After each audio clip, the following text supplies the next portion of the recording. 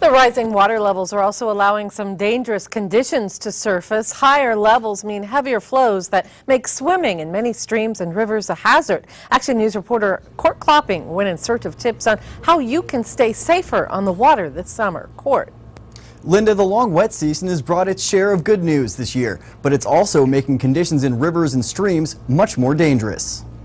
It's been a cold and wet spring in the North State, but now sunshine is quickly melting the snow and causing the rivers to rise. When you increase the elevation in the bank, increases the velocity, and it can be somewhat dangerous.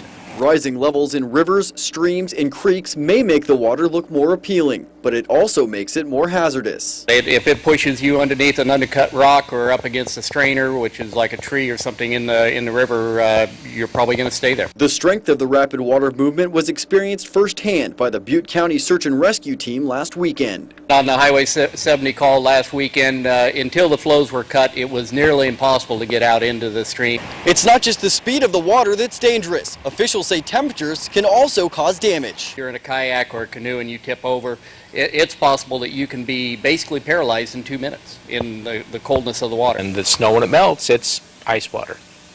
So the Feather River, it's in the high 40s, low 50s, very cold.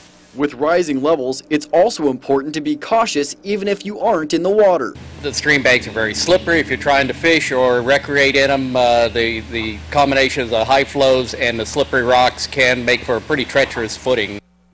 Now, anytime you're planning on getting into a river or a stream, experts say you should have a personal flotation device and make sure you have a buddy there who knows where you are at all times. They also recommend taking a CPR course for anyone who plans on being out on the water this year. Court Klopping, NBC 24 Action News.